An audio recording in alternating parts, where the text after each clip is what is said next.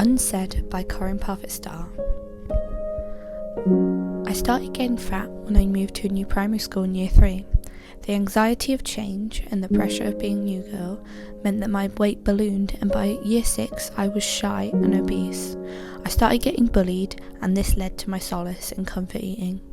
Starting secondary school, in an extra large jumper my mum promised I'd grow into. I tried not to stand out, and I felt the need to be repressed. I wanted to be forgotten, despite being bigger than most of the boys. This also was the era of boys asking me out on dates as jokes or daring each other to speak to me. I tried to ignore every comment and every look, every laugh, but they still haunt me to this day. This still makes me paranoid in social situations, as when I hear laughter I assume it's about me. The thing is, being fat, you lose your identity. Everything else becomes irrelevant. You are the fat girl. As I progressed through high school, I continued to play quiet and dumb. I had a small group of friends, but I always felt outside of them, and I felt that they were embarrassed to be associated with me. As parties and boys became more and more important, I found myself fading more from social scenes. People invited us to big parties in our year, everyone apart from me, and that's all that everyone would talk about. A particularly nasty girl from my year informed me that in year 11 that the year had voted me most likely to get pregnant as a kind of cruel joke, and that no one would ever want me. This today still really upsets me, and I don't know, I don't want anyone else to feel like that. I was pretty much ignored and only used for comic opportunity by any other one else. By my final year, going to the doctors or exposing myself to any way filled me with dread. I was sick at the thought. I was missing lots of time off school. I completely stopped hanging around with my friends at lunchtime. Instead, I just did continuous laps of the school, stopping and sitting in the toilets by myself for every 10 minutes or so. I look forward to Fridays, because Fridays we had maths catch up at lunchtime and I got to sit and talk to people. At prom, I got ready on my own.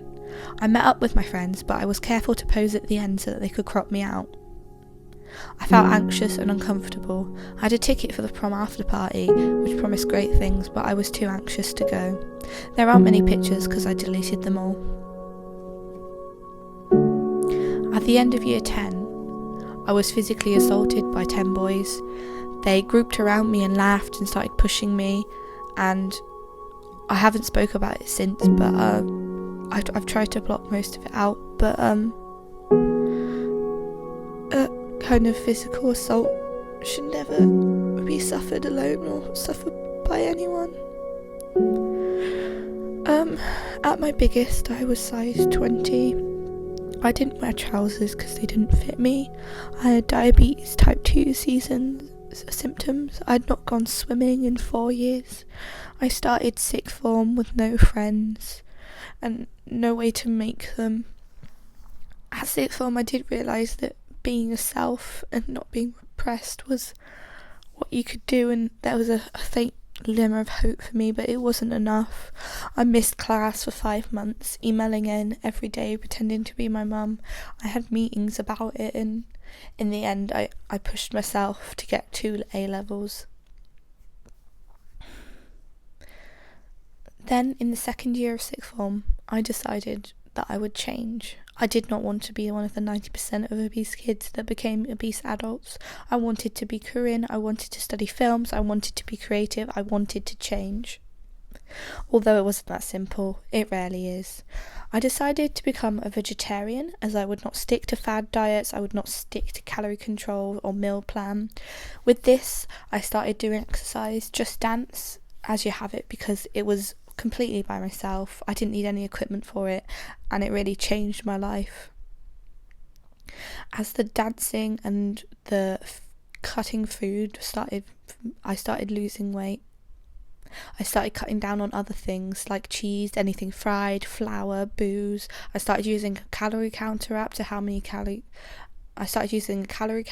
and became an expert nutritionist overnight. I could tell you how many calories within anything now, and that is something that I will always maintain.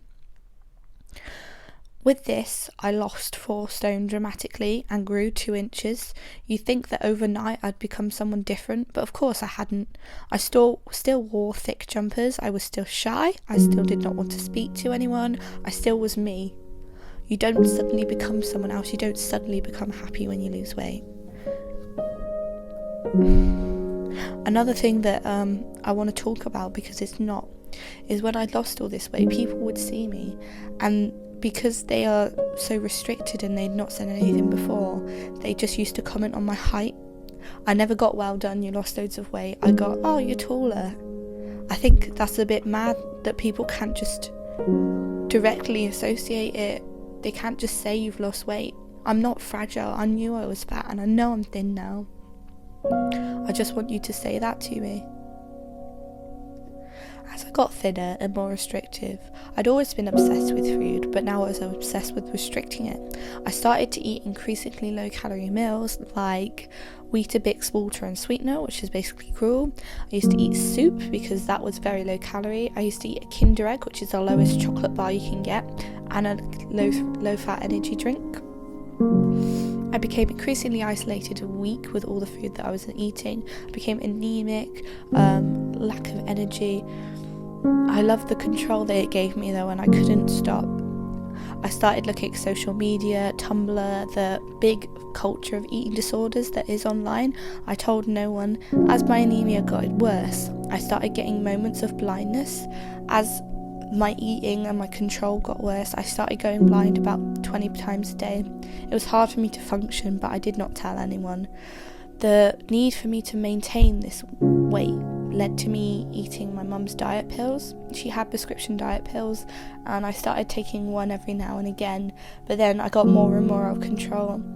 And every time I ate a meal, I'd take 3 to 5 just to try and stop it.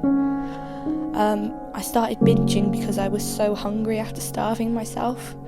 And this led to me purging. Again, reading about it online, I started this new kind of cycle of eating disorder, and I learned a lot of effective ways to lose weight, and I don't want to share those with you because I feel like it's my responsibility as someone who's been through this to try and stop, not promote these kind of behaviours, and this is what I'm trying to do with speaking to you now. As I realised I wanted something different, I applied for uni. My parents were really nervous about me going to uni as they thought I couldn't look after myself. I was very weak. The bathroom scales were left out every day because I had to weigh myself compulsively. My parents didn't want me to go. I said I'd go. And there, at uni, I forgave myself, finally. I finally decided I'll be Corinne. I won't worry. I'll go out. I'll see people and things. I'll let go of all these walls around me. I decided to love myself.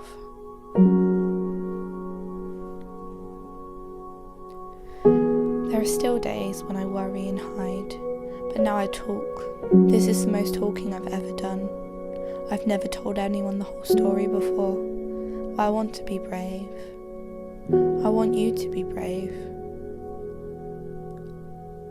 I want this to be talked about and heard. I don't want a little girl going what I went through. I don't want anyone to. Thank you.